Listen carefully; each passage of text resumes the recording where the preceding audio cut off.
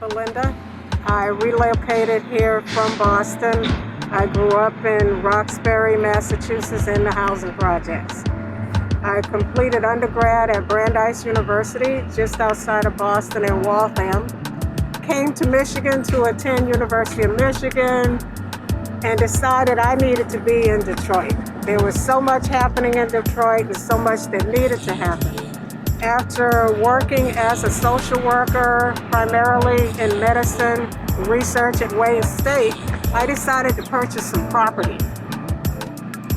The property turned out to be a co-op in Ann Arbor. I now own a condo in Detroit, and this building you see behind me, which used to be a church.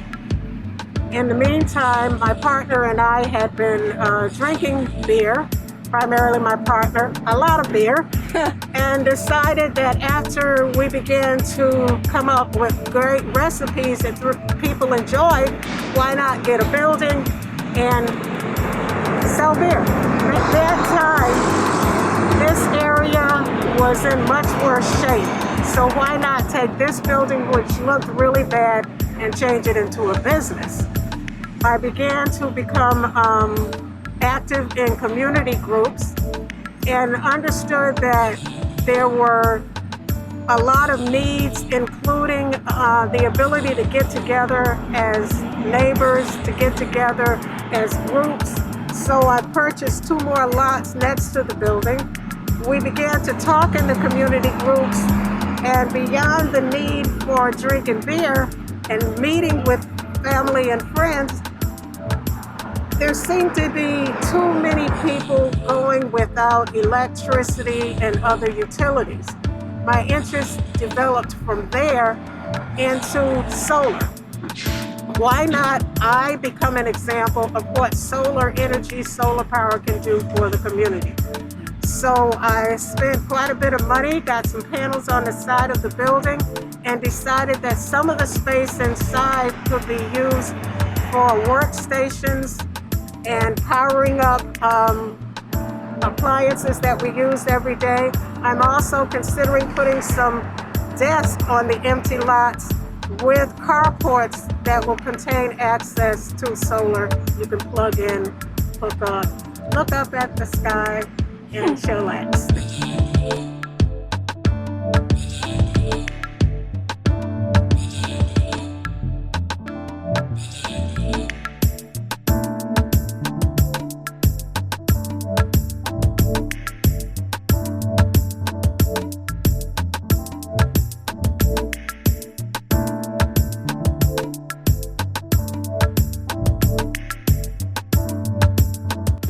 Could you tell us a little bit about how solar energy and having panels on your roof aligns with your mission as a business? As the focus of the business changed as I became more involved in community organizations, not only the Field Street Block Club, but also Church of the Messiah. And getting to know my neighbors, one of the things we all talk about is having to pay so much for utilities. So I thought I could give back by using what I had saved over the years to install solar panels. Also utilizing the space I have in the building here, which is just under 10,000 square feet, I felt I would be able to invite people in and share how to use solar and talk about how it can positively impact our community. So classes will be held out of this building to learn how to utilize solar. Awesome. So could you tell us when you got the panels installed and how much they costed you? The project was completed mid last year, 2019.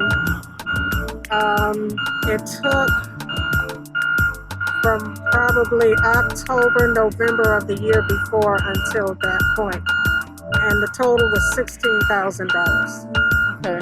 And how many kilowatts do you guys have on the roof right now? About 4. 4 kilowatts. And what does it help cover in the building energy-wise in terms of usage?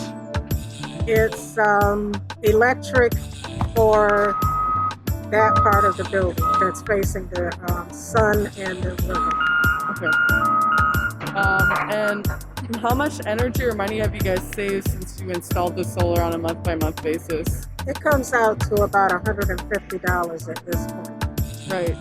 The business itself is not operational yet, although the kept following through with developing recipes for the beers is dependent on electricity.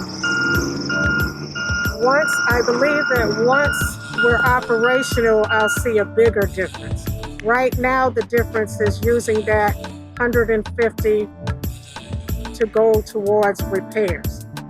Also, in working with the community, I'm able to walk and bring people in and show them what I'm doing with the savings from not depending solely on DTE. And I'm able to work with other organizations in the community and have an impact on them because I can show them my solar panels and I can show them the bills that have decreased.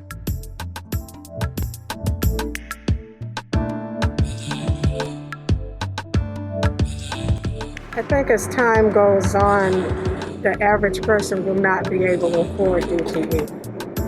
If we invest in ourselves now, invest in solar energy, we'll be more independent of DTE. And I believe that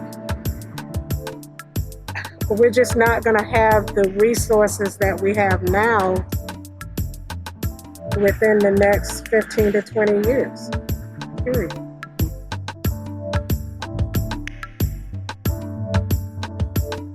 I think as a community, we need to work together to get the costs down. We need to go and have an impact on our work with our legislators to change some of the controls that DTE has. We're stronger as a group than we are as individuals trying to fight a big company like DTE, which was grandfathered into a lot of stuff back from the 1920s. Awesome. So any final thoughts you'd like to share about going solar, Belinda, before we wrap up the interview? Final thoughts. You guys need to join me. I'm a happy camper.